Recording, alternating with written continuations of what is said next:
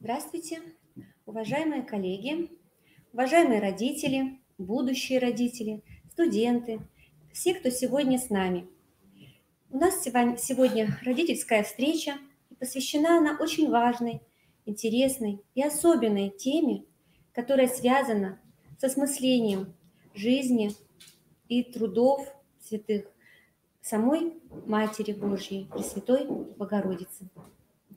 Сегодня наша встреча, наш вебинар проводится с целью повышения компетентности родителей, а также старшеклассников, будущих родителей, о том, чтобы понять, что же такое истинные ценности, что такое святость, что такое духовность. И, конечно же, нам очень важно укреплять наши отечественные, духовные и семейные традиции в системе школьного образования, в системе дошкольного образования и, конечно же, в системе даже профессионального образования. То есть эти аспекты, они актуальны для всех, наверное, родителей, для всех будущих родителей, потому что на самом деле мы сегодня встречаемся, сталкиваемся с разными вопросами. И когда к нам в консультационный центр обращаются за помощью, звучат вопросы такого характера. В школьной программе есть отдельные темы, отдельные предметы, которые связаны с осмыслением религиозных культур. Есть такая очень важная тема, как святость, как идеал святости. И мы сегодня должны понять, что самое ценное, самое главное для нас – это чтобы мы понимали, для чего дается каждому человеку именно через церковь то семечко, которое мы все сеем, через церковь нам дается та благодать и через таинство Святого Крещения. Русская Православная Церковь, она является хранительницей наших духовных традиций.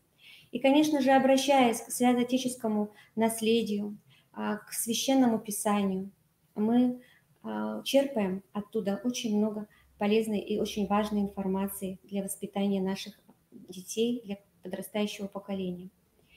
Мне сегодня представилась такая возможность на этом семинаре быть модератором. То есть я могу вместе с вами задавать вопросы нашему сегодняшнему ведущему. Его зовут Максим Стыров. Он является священником святого храма святого Александра Невского, города Сыктывкара. Также он является кандидатом экономических наук, старшим научным сотрудником Института социально-экономических и энергетических проблем Севера, Коми научного центра. Я думаю, что если у вас будут вопросы, вы можете их задавать в чате. Отец Максим обязательно ответит на каждый из ваших вопросов. Также это видео будет в записи. Вы сможете, если вам оно будет полезным, вы можете рекомендовать его другим родителям. Также можно смотреть в рамках семейных каких-то вечеров и, конечно же, с целью повышения качества нашего общения в кругу семьи. Сейчас я передаю слово нашему уважаемому отцу Максиму. Отец Максим, пожалуйста. Благодарю вас. Добрый день, дорогие друзья. Мы говорим сегодня о воспитании наших детей на примере жизни Пресвятой Богородицы. Когда отверзаешь свои уста, чтобы говорить о ней, чувствуешь благоговейный страх и трепет, потому что духовно созерцаешь несказанную чистоту, недоступную для нас, обычных людей. Мы и поем ей честнейшая Херувим, то есть она честнее, выше, святее даже ангелов и архангелов. Осознаешь свою неспособность говорить о ней. Но, как во многих молитвах, мы произносим слова о том, хоть и недостойны, хоть и не имеем права по нашим грехам, но ради прославления Бога, ради познания Его и ради того, что Он сам к нам снизошел, что не мы до Него дотягиваемся, а Он милосердствует о нас, мы и можем, так сказать, вот как дети, что-то лепечут нам в поздравлении, и мы, понимая наивность, несовершенство их слов, но мы умиляемся и благодарим, и принимаем эти слова, когда они идут от сердца.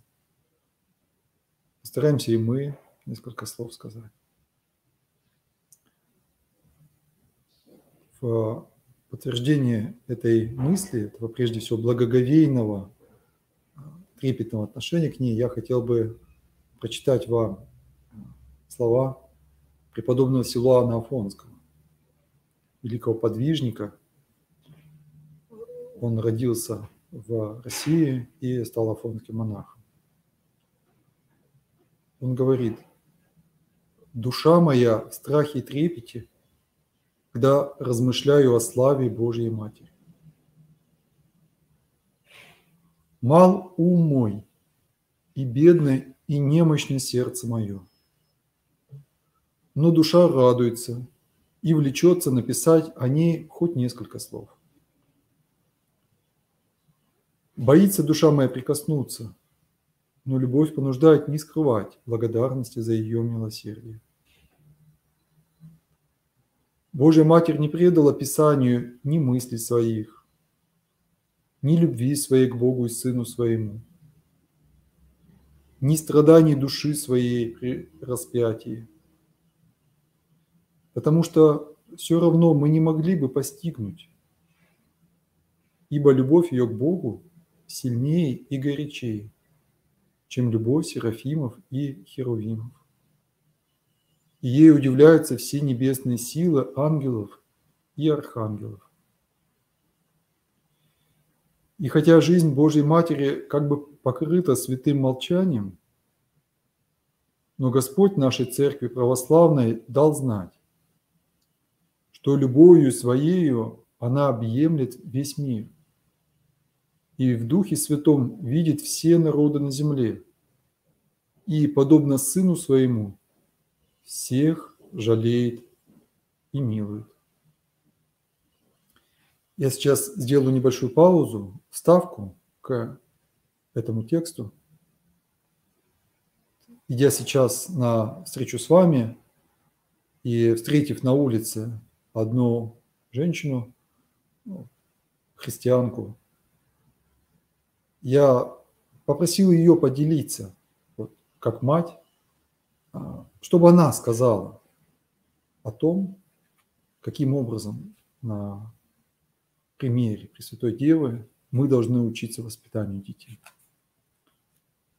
И она сказала то, что вот давно у меня есть в душе, я бы, наверное, сам в первую очередь бы сказал это.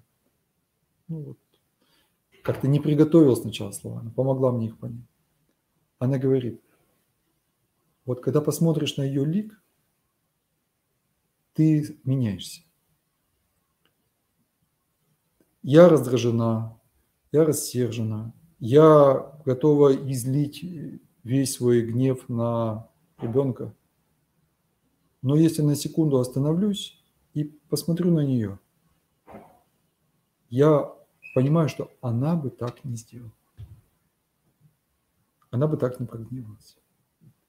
Она всех жалеет, всех милует, всех прощает. Вот это действительно. Одно взирание даже на икону Пресвятой Богородицы, на ее лик, разглядывание ее, удивление той чистоте, целомудрию, которая светится на ее облике, на ее одежде, на том, что окружает ее обычно на иконах, оно уже само по себе настраивает нас на спокойствие, на молитву. Эта женщина так и сказала, говорит: ну а если уж помолишься, сразу в душу приходит покой. Это закон духовной жизни.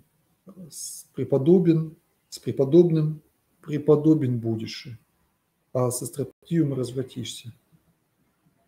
То есть мы не можем другого человека, тем более ребенка, еще духовно незрелого человека, мы не можем исправить насилие.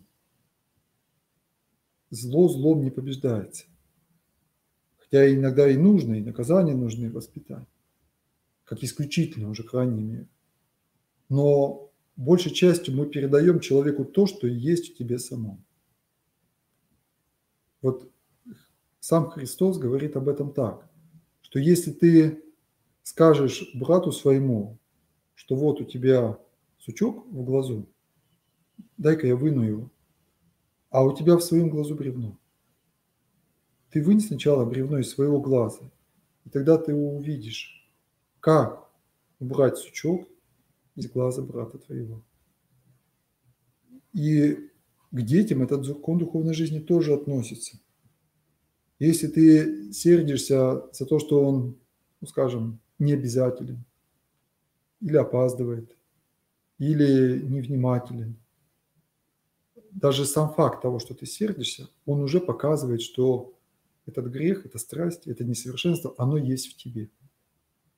Иначе ты бы его даже не заметил. Господь говорит, будьте как дети. Дети, в смысле, настолько наивные, настолько чистые, которые даже не видят еще зла, порока, его не замечают. А если оно у тебя вызывает неприятие, значит, есть в тебе. Победи в себе. Убери бревно из своего глаза, тогда узнаешь, как вынуть сучок из глаза другого человека. И поэтому очень короткое слово, кроткое, и потому-то и сильное, сказанное ребенку, не делай так. Мне не нравится, что ты так делаешь. Делай, пожалуйста, поступай вот так. Но может быть гораздо сильнее, чем все наши крики, даже наказания.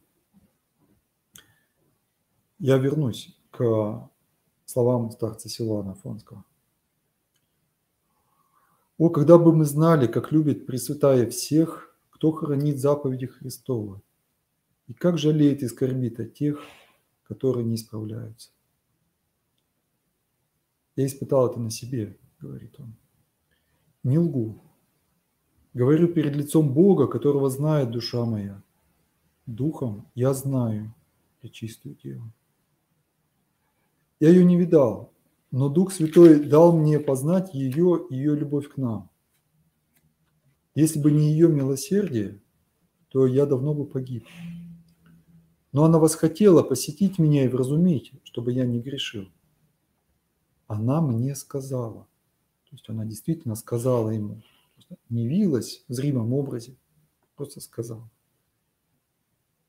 Нехорошо мне смотреть на тебя, что ты делаешь.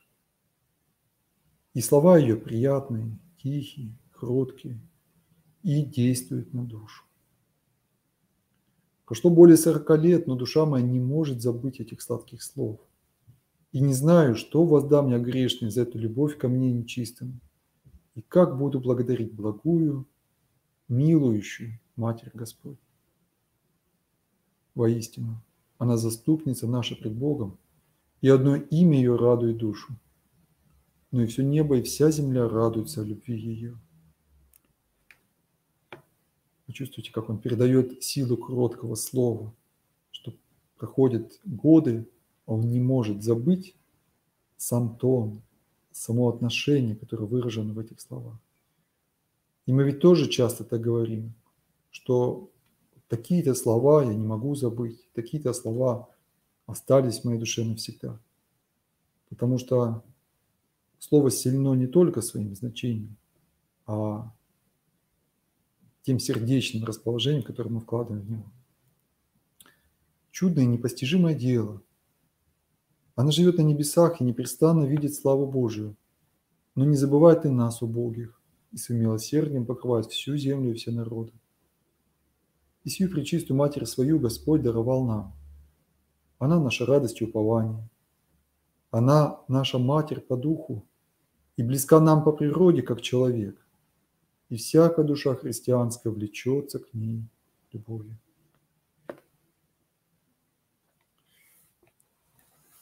Мы здесь сказали о добродетели милосердия. Она милосердие покрывает всю землю, все народы. И великое дело детей с раннего возраста учить милосердию. Учить их проведывать знакомых, родных, болящих, находящихся в одиночестве, находящихся, скажем, в тюрьме, в заключении. Помогать, заботиться. Даже если тебе это легче сделать самому, доверь это ребенку. Ему, пока сердце еще не огрубело, ему хочется тоже позаботиться. Ему хочется покатать коляску, ему хочется бабушке надеть носки, ему хочется дедушке померить давление, ему хочется, чтобы ему доверяли это сделать. Ему хочется человеку, стоящему с протянутой рукой возле магазина, ему хочется поделиться своей конфеткой, своей шоколадкой. Хочется, не запрещай, наоборот. И скажи, и поощряй это. Блаженны милостивы, говорит Господь, ибо они помилованы будут. Приобрести такое милующее сердце. Прощать своих врагов. Прощать своих врагов. Ведь Пресвятая Дева,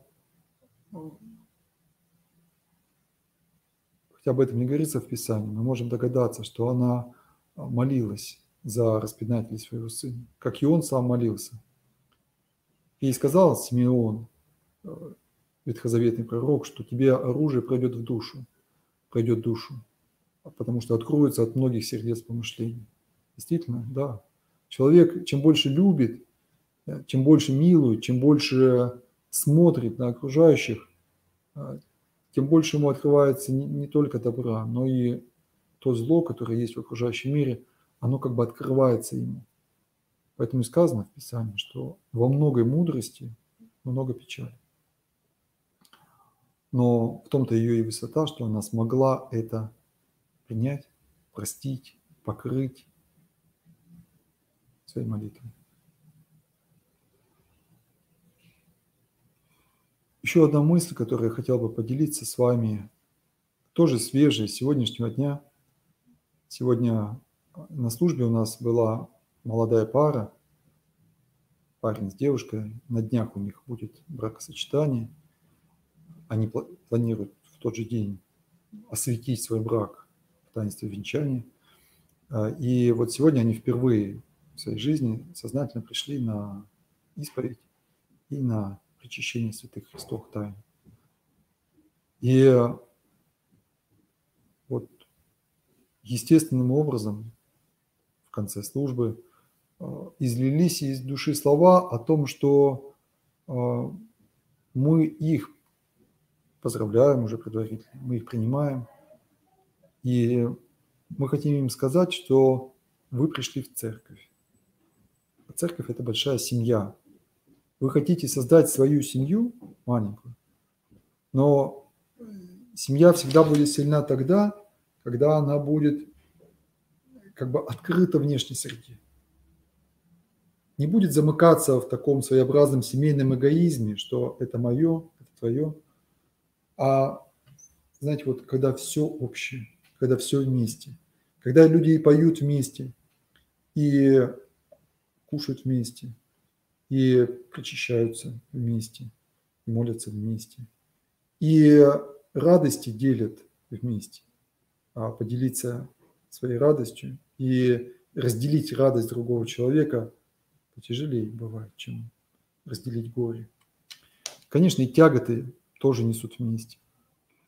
И мы им сказали об этом, о том, что вы пришли соединиться не только с Богом, а вот с нами, с членами этого прихода, вот с певчими, с теми, кто в лавочке людей встречает, с теми, кто вместе с вами в храме стоит, молится, чтобы стать с нами членами вот этой большой семьи. Это не образ только лишь, не метафора. Это действительно так. Церковь живет такой общностью. Хотя и все несовершенства, конечно, в себе имеет. И мы тоже об этом сказали, что мы готовы принимать вас с вашими несовершенствами, ваши тяготы нести. Мы понимаем, что вы только в начале этого духовного пути, что великое всегда созидается через крест, через жертву. Но вы примите и наши немощи. друг друга тяготы носите. То есть носите вот наше несовершенство.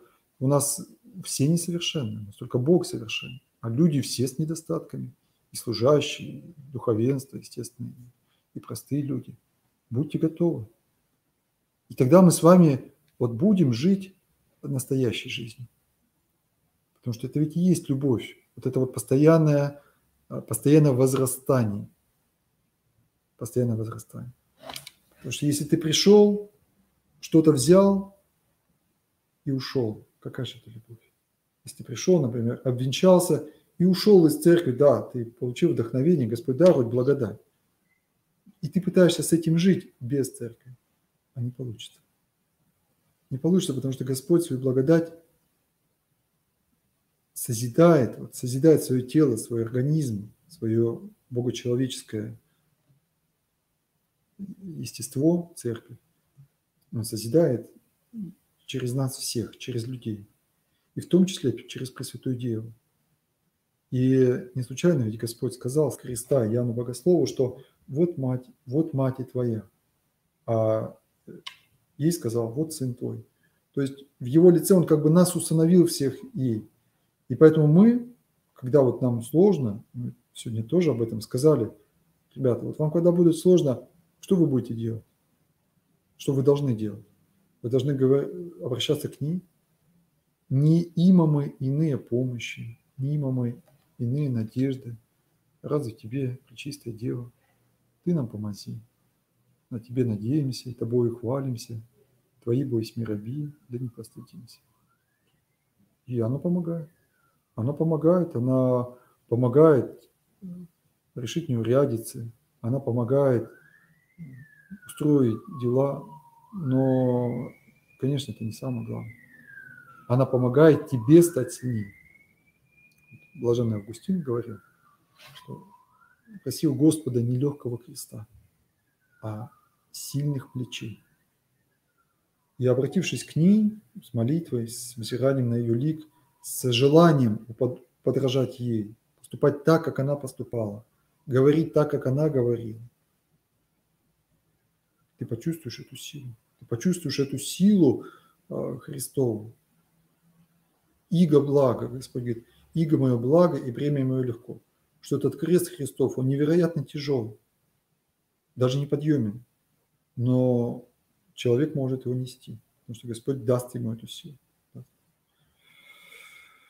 Поэтому вы входите в родство и с ней, и со всеми святыми, и с усопшими, которые в церкви торжествующей небесной, и со всеми нами, и с будущими. И если вы даже переедете в другой город, вы живете в церкви.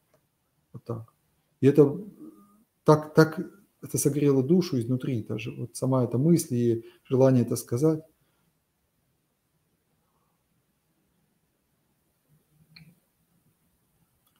И вспомнилось еще одно. Вот у нас в храме большая икона Владимирская, икона Божьей Матери. Мы позавчера отмечали Сретение ее в 1395 году при нашествии войск Тамерлана, когда ее встречали русские люди с восклицаниями «О, Мати Божия, спаси землю русскую!». Потому что действительно надежды не было. И это, конечно, не единственный случай в русской истории, когда с горячей молитвой перед образом Святой Девы люди не только сами воодушевлялись, а они получали благодатную помощь. Напомню, что произошло с Тамерланом. Вот он уже на подступах к Москве, и вот он спит в своем шатре во время отдыха. Ему является на горе невероятной красоты Святая Дева, вокруг нее ангелы, вокруг нее воинство, и он просыпается в страхе и трепете и говорит своим советникам, что он спрашивает, кто это? Ему говорят, это Мать Бога Христианского, Иисуса Христа. Он говорит, немедленно уходим, потому что если хоть один из того воинства выйдет против нас, он всех нас побьет. И он тут же отдает приказ сняться со всем войском, со всем обозом и отступить от пределов земли русской. Вот это чудо мы вспоминаем 8 сентября, Сретение Владимирской иконы Божьей Матери. Русские люди молились молились тогда. И много раз потом эта история повторялась. И с Казанским образом. Вспомните 1612 год. И со Смоленским образом. Вспомните 1812 год. И перед Казанским, опять же, списком и другими образами молились. Вспомните Великую Отечественную войну и откровение Пресвятой Девы, что Господь отодвигает свой гнев от людей, согрешающих против Него, и дарует русскому народу победу за покаяние. Дарует за покаяние. Это очень важно, что Он ждет от нас покаяние. Как мы детям постоянно говорим, ну что бы ты ни наделал, но попроси прощения. Я готов простить, отпустить. Только ты сам, ты должен признаться, ты должен подойти, сказать, и получишь. Вот она ждет от нас, пока долго ждет, очень долго ждет. Всю жизнь иногда ждет. А в сегодняшнем евангельском чтении мы слышим слова «не бойся, только веруй». Когда Спаситель идет к дочери Иаира, умирающей, и вдруг приходят люди, говорят, она уже умерла. А Христос говорит Иаиру, не бойся, только веруй. Вот как это питает душу надежды, правда? Вера. Не бойся, только веруй. Вот человек находится в отчаянии, у него развалились отношения там, с близким, с родным человеком. Он говорит, я остался один, и вот не на что надеяться. А ты говоришь, не бойся, только веруй. Ну, не разрывай их окончательно, да, не проклинай человека, не злись на него, но и дай определенную паузу. Только веруй. И вот надо детям, мне кажется, это постоянно влагать эту надежду и словами, и, конечно, своим примером. Да? О том, что все должно быть по-настоящему. Даже если друг тебя предал, ты думаешь, что он тебя предал. Ты не знаешь до конца, почему он так поступил. Ты не бойся, только веруй. Да? Даже если там девушка тебе сказала, или там парень сказал, что он тебя не любит, и там все кончено, и тебе кажется, что весь мир вот сейчас, вся жизнь рухнет, не бойся. Не бойся, только веруй, потому что все возможно верующему. Все возможно верующему. Если вы только с верой попросите, Господь, и горы можете двигать, и все, что попросите в молитве с верой, все получите.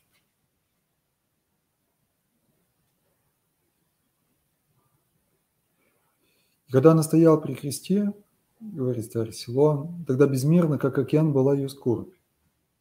И муки души ее были несравненно большими, чем Адамово мучение по изгнании из рая. Потому что и любовь ее была несравнимо больше, чем любовь Адама в раю. Когда человек хочет быть с Богом, хочет быть святым, хочет быть праведным, он не должен думать, что у него, как сейчас часто это звучит в разговорах между людьми, что у него просто все будет хорошо. Нет. Быть служителем Божьим – это значит как бы быть Его присутствием в этом мире. Это значит, через тебя будет течь вот этот поток благодати. И апостол Павел не случайно говорит, что все хотящие жить благочестиво в Христе Иисусе, они будут гонимы. Поэтому ты должен быть готов к испытаниям, к скорбям. Ты хочешь быть первым? Господь говорит, кто хочет быть первым, да будет всем слугой. Ты хочешь, чтобы тебя вот все любили? Я своему сыну как-то говорю, он говорит, ну вот у меня там с друзьями что-то не складывается, я там в классе вроде там не на первых счетах, что-то такое подобное. А я говорю, а ты бери на себя самое тяжелое. Вот как какая-то там проблема или какая-то сложная ситуация, а ты вот выступай и говори, давайте я возьмусь, давайте я это буду делать. Какое-то сложное задание, поручение, вот бери это на себя. Ты хочешь быть первым, ты хочешь быть лидером, так ты будь всем слугой.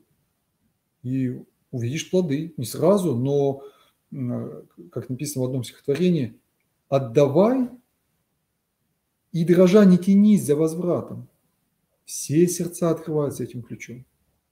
Все сердца открываются этим ключом. И вот сейчас в начале сентября, когда У них там выбирали старосту, он неожиданно заявил, что я хочу быть старостой.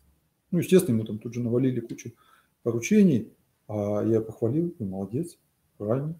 Так надо брать на себя сложно, если ты хочешь быть сильным, если ты хочешь, тем более, если хочешь, чтобы люди тебя уважали. Взялся, и слава Богу. Так же и в духовном отношении. Ты молишься за людей, не будет легко. Но любви у тебя будет безмерно пребывать. Больше, больше, больше.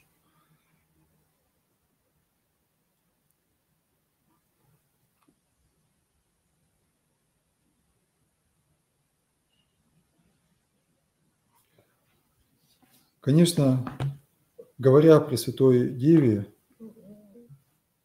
можно сказать, мы уже немножко затронули и о послушании ее, и о ее трудолюбии. Мы знаем, что она воспитывалась и росла в Иерусалимском храме, поскольку рано осталась без родителей, да и вообще была посвящена на служение Богу, что она не в бездействии проводила время, а в рукоделии, в изучении Священного Писания, в молитве. А, кстати, молитва – это самый тяжелый труд, самый тяжелый. Постоянное напряжение воли, тяжелее всякого физического, интеллектуального труда. Это действительно работа. Но вот та добродетель, которая, наверное, сразу сияет в ней, это добродетель целомудрия. Целомудрие. Целомудрие – это состояние души, состояние ума, цельное мудрование, целый ум. Вот. То состояние, которое противоположно блуду. Блуд – это когда человек, ну, скажем, там, и в Бога немножко верует, и на себя надеется, и где-то и на людей полагается вместо Бога, и, там, и каким-нибудь там гороскопам поклоняется. Это такой разорванный ум. Ну, а в состоянии, в смысле отношений между мужчинами и женщинами, то есть это неверность, да? То есть не настроенность на брак по формуле один раз на всю жизнь. И в Пресвятой Деве вот это, конечно, целомудрие, полная посвященность Богу. В предании нашем это не догматическое учение, но как бы в духовном созерцании мы видим, что она без всякого греха. Без всякого греха. У нее есть первородное повреждение, как у нас у всех, то есть то, что от Адама и Евы передается людям, а она без греха. И поэтому, когда вдруг там приходит мысль слукавить, соврать, только попробуй представить, а вот она могла бы так сделать? Она могла бы, допустим, кричать, как ты кричишь, она могла бы вот сказать неправду. Это немыслимо.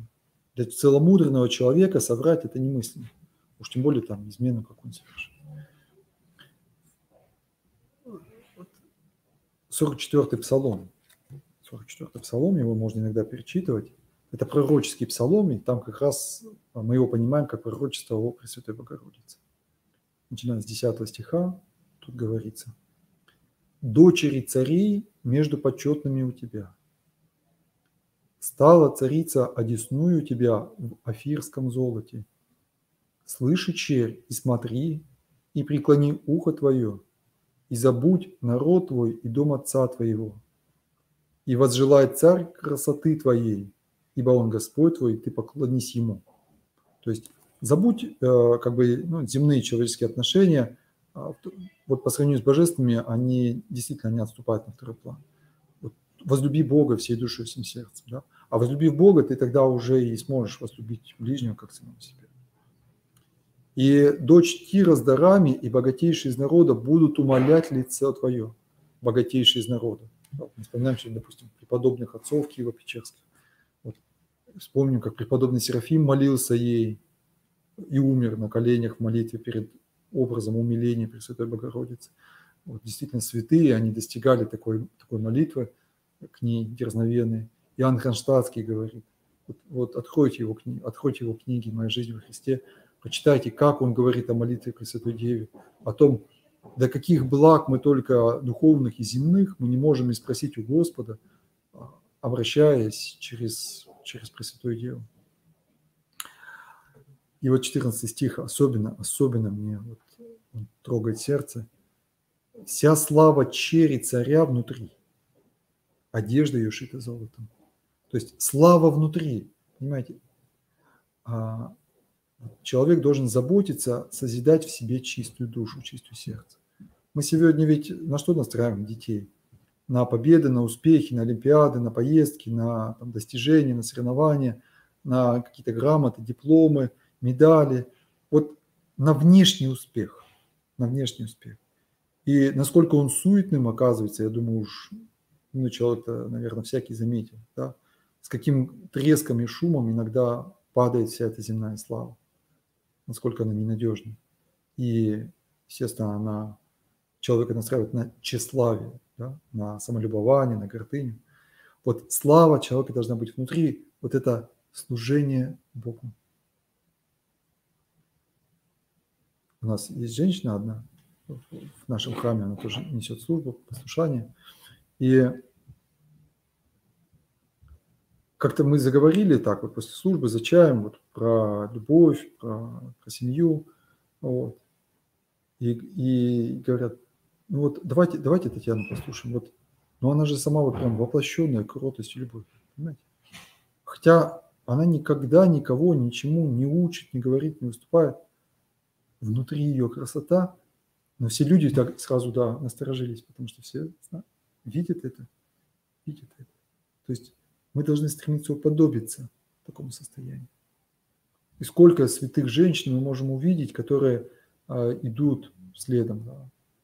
Благоверная княгиня Анна Кашинская, преподобная Евдокия Московская, преподобная даже Мария Египетская, хоть она из покаяния, из греха, но она тоже восходит к этой чистоте. Сделай имя Твое памятным в род и род. По всему народу будут славить Тебя во веки и веки. Это 44-й псалом. Я бы хотел еще поделиться с вами словами из послания апостола Петра. Это 3 глава, с 1 по 6 стихи. Вот тут надо прям закладку положить на этом месте, особенно женщинам, и частенько открывать и перечитывать. Также и вы, жены, повинуйтесь своим мужьям, чтобы те из них, которые не покоряются слову, житием жен своих без слова приобретаемы были. Когда увидят ваше чистое, богобоязненное житие, да будет украшением вашим не внешнее плетение волос, не золотые уборы или нарядность в одежде, но сокровенное сердце человека, в нетленной красоте кроткого и молчаливого духа, что драгоценно перед Богом. Так некогда и святые жены, уповавшие на Бога, украшали себя, повинуясь своим мужьям. Так Сара повиновалась Аврааму, называя его господином. Вы дети ее, если делаете добро, не смущайтесь ни от какого страха. Бесстрашие перед людьми, да? Не смущайтесь, не бойся, только веруй. Чем больше ты боишься Бога, тем меньше ты боишься людей. Бойся Бога, бойся его погневать, бойся согрешить, бойся потерять его любовь. И кроме Бога не бойся никого. Вот эти слова, они должны быть наизусть, даже не столько в памяти, а сколько в душе, как маяк. Сокровенное сердце человека в нетленной красоте кроткого и молчаливого духа. Умение слушать. Умение слушать. Мы много сегодня говорим, даже, надо сказать, болтаем. И детям это тоже передаем. Много говорят, мы их иногда даже поощряем за это. А вот умение быть внимательным, умение слышать с первого раза, без повторов, умение говорить без повторов, один раз и сильно, умение не перебивать. Это все созидается внутренним молчанием. Обратите внимание, что одно из немногих мест в нашей жизни осталось, если даже не единственное, где мы в основном молчим и слушаем, это храм, это служба. Мы на работе говорим, в семье говорим, на улице говорим. А вот в церковь, когда мы приходим на полчаса, на час, на 2 часа, мы стоим и молчим, потому что мы разговариваем с Богом. С нами Бог говорит словами песнопений, богослужения, Писания, а мы его слушаем и внутренний диалог с этими словами ведем, внутренний диалог. Внимаем. Да? Внимание, понятие «внимать», то есть принимать в себя эти слова. Надо детей водить, надо их к этому приучать. Вчера смотрю на женщину с маленьким ребенком на руках в храме, приводит его на причастие, и она приходит часто, каждую неделю. И я вот удивляюсь, потому что ребенок маленький, но у него уже нет никакой суеты, возни, капризов, плача. То есть она его вот с самого, так сказать, вот прямо от рождения носит, водит. Вот. И ребенок, он уже все, вот он стоит, он внимает, слушает. Он смотрит на иконы, он слушает пение, он вдыхает этот запах. Вот он вырастет церковным ребенком. С ним не будет проблем в воспитании. Ну, если, конечно, не испортить это каким-то вот насилием, навязыванием. Нет. Если это сочетается с любовью в самой семье, с послушанием мамы, папе, с послушанием папы, там, своим родителям, начальникам, там, правителям и так далее, с заботой папы о своих домашних, у ребенка это любовь семейная, церковная, она вольется в душу, и он будет верить в добро. И он будет готов не только в него верить, а творить его в жизни, даже если для этого потребуется жертва. А добро не бывает без жертв. И по поводу вот воспитания девочек, я бы хотелось напомнить из послания к Ефесянам, это читается на таинстве венчания: «Жены, повинуйтесь своим мужьям, как Господу, потому что муж есть глава жены, как и Христос глава церкви, и он же спаситель тела. Но как церковь повинуется Христу, так и жены своим мужьям во всем. Мужья, любите своих жен, как и Христос возлюбил церковь и предал себя за нее. Так должны мужья любить своих жен, как свои тела. Любящий свою жену любит самого себя». Вот в этих строчках вся тайна отношений мужчин и женщин. Как они должны строиться? Они, конечно, неравноправные, не должны быть, мы изначально рождаемся разные по способностям и по возможностям. И сказано, что их мужу влечение твое, он господствует над тобой. То есть красота, духовная красота женщины, конечно, в доверии мужчины и в отдаче ему главенства в семейных, житейских вопросах. Это смирение. Это смирение. Недавно, отвечая на вопрос, женщина спрашивает: а вам не кажется, что там в такой-то вот семье вот женщина помыкает, то есть повелевает мужчине, управляет им? Я говорю: вы знаете, вы мне лучше покажите семью, где это не так. То есть так сегодня стала редко вот эта духовная красота, чтобы жена повиновалась мужу как Господу. Я потом говорю, с одной женщиной беседую, говорю: знаете, вы как вы к мужу должны относиться? Вы представьте, что Христос рядом с вами стоит и вам что-то говорит. Вот с каким бы страхом и трепетом и послушанием вы бы его слушали, вы так должны повиноваться мужу. Да. И вот сегодня мы тоже обсуждаем одно решение. Человек делится, говорит: ну вот принял такое решение, как вы думаете? Я говорю: так если муж благословил, значит все нормально, и даже можно не спрашивать. Главное, чтобы глава это одобрил. Вот понимаете, Бог так устраивает, то есть Он ведет нас к себе, к своей любви, к смирению перед Ним через семью, через наши отношения. Поэтому дальше в послании к Ефесянам вы можете это прочитать, это 6 глава. «Дети, повинуйтесь своим родителям в Господе, ибо сего требует справедливость». Это первая заповедь с обетованием, почитай отца твоего. Видите? Не просто дети слушайтесь родителей, потому что они старшие, там, или ключи у них, или деньги, или еще что-то. Потому что Бог так велит. Будешь долголетен на земле, и будете благ. И вы, отцы, не раздражайте детей ваших. Слышите? Не раздражайте. Очень часто, воспитывая детей, проявляем властолюбие, мы их раздражаем. Но воспитывайте их в учении и наставлении Господнем.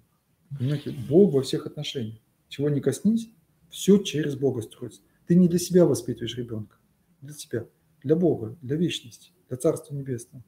Поэтому воспитывание не говорит, что я так сказал, поэтому это правда. Ребенок это поставит под сомнение, потому что ты не последняя инстанция, не последний авторитет. А вот если Бог так сказал, а я уже сам этого слушаюсь и тебе тоже передаю, это уже совсем другой разговор. Вот против этого уже ничего нельзя сказать, потому что Бог есть истина. Безусловная, конечная, абсолютная истина. И кто захочет убедиться в этой истинности, он посмотрит на историю церкви, на историю святых и поймет, что да, смотри-ка, никто церковь не уничтожил, государства создаются, угасают, умирают, власть меняется, технологии меняются, наука там идет вперед. А церковь, она как корабль по этому житейскому морю плывет и плывет. Поэтому держись за Бога, держись за церковь, и ты переплывешь все бури.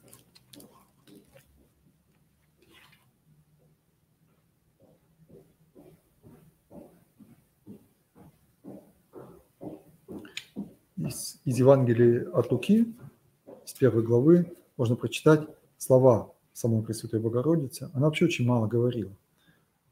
Но вот тут у нее отверзлись уста, и когда она встретилась со своей теткой Елизаветой, и что вот она сказала? Сказала Мария: «Величит душа моя Господа, и возрадовался дух мой о Боге, Спасителе моем, что презрел он на смирение рабы своей, ибо отныне будут ублажать меня все роды, что сотворил мне величие сильный и свято имя Его, и милость Его в роды родов, убоящимся Его. Явил силу мышцы своей, рассеял надменных помышлениями сердца их, низложил сильных с престолов и вознес смиренных, алчущих исполнил благ, и богатящихся отпустил ни с чем. Воспринял Израиля отрока своего, воспомянув милость, как говорил отцам нашим, к Аврааму и семени его до века». Мы читаем это обычно на празднике Богородичные. И это уж будет дополнительно, так сказать, заданием Евангелия от Луки. Я не буду его сейчас зачитывать. 54 зачало, 10-11 глава. Найдите его сами, прочитайте. Это история о Марфе и Марии. О чем она говорит? Почему именно в дни памяти Пресвятой Девы, Богородицы мы читаем вот о Марии, которая сидела и слушала? Почему Господь потом сказал, что блаженны, слышащие Слово Божие и хранящие его? Вот оно блаженство, которое мы видим в ней, слышать Слово Божие и хранить его, то есть хранить, соблюдать, складывать, как сказано еще в одном месте, слагала в сердце своем. Вот она, духовная красота, внимательность и слагать в сердце своем. Вот так человек созидает свою лестницу к небесам, так он созидает в себе целомудрие, так он созидает в себе искренность, так он созидает в себе и милосердие, и правдивость, и вообще веру, преданность воле Божьей. Знаете, много еще можно говорить. Даже из того, что заготовлено, я сейчас буду уже завершать, останавливаться, потому что сам объем восприятия, он не бесконечен. Мне хочется только завершить вот словами, этой мыслью о том, что Пресвятая Дева Богородица – это любовь. Это любовь и чистота Божия на земле, предельно доступная человеку. Почему именно через нее и воплотился Господь, и стал Сын Божий, стал Сыном человеческим. А любовь – это бесконечность. Любовь невозможно пересказать, хоть бы мы 3 часа здесь сидели, потому что это сама жизнь. Любовь – это сама жизнь. И никакой урок, никакая лекция, никакое описание даже, оно не может выразить ее вполне. Каждый день ты должен, если хочешь жить по-настоящему, и хочешь своих детей приобщить вот к этой настоящей жизни, а настоящая жизнь, она вся в Боге, значит, ты должен каждый день умирать для греха и оживать для этой любви. Оживать молитвой, оживать Словом Божьим, оживать святыми таинствами и оживать вниманием. Ведь Бог, Он рядом с тобой. Он в окружающих тебя людях. Он в твоем сердце, Он в твоих поступках, в твоих словах. Будь внимателен, и Он каждый день тебе будет открываться. Ты каждый день будешь делиться с ребенком. Я когда ему рассказываю, как день прошел, я спрашиваю его и рассказываю ему, и стараюсь рассказать не только о том, куда сбегал, где побывал, там, что повидал, с кем разговаривал, а что понял для себя, духовного, вечного, то, что останется с тобой навсегда. Так будешь жить. Мне кажется, это и есть жизнь в Богу. Благодарю вас за внимание. Спасибо большое вам, отец Максим. Ну, после вашего выступления я, конечно, просто затрудняюсь сказать, что-то добавить еще, потому что, несмотря на то, что я тоже готовилась и читала о земной жизни Пресвятой Богородицы, и, конечно же, мне сегодня очень посчастливилось побывать на нашей встрече с отцом Максимом. Благодарю вас, отец Максим, от всей души. И если кто-то сегодня нас слышал, мы вот, к сожалению, не видим вопросов, но надеемся, что это только та точка, может быть, появившаяся какая-то вот в душе, через которую можно будет в дальнейшем думать, рассуждать, анализировать и, конечно же, верить, может быть, каждый, как, надеюсь, что каждый с верой, он должен все равно обрести в душе Бога. Спасибо. Всего доброго, дорогие друзья. Да. До новых встреч. А новые встречи у нас будут не только здесь, в этой комнате, и благодарим организаторов, тех, кто помогает нам вести, а встреча должна быть каждый день. Это и на улице, это и слово, это и в разных ситуациях, это и молитвенное общение. Встреча – это и есть любовь, это и есть жизнь. До новых встреч ежедневных, постоянных с вами. В единстве Духа.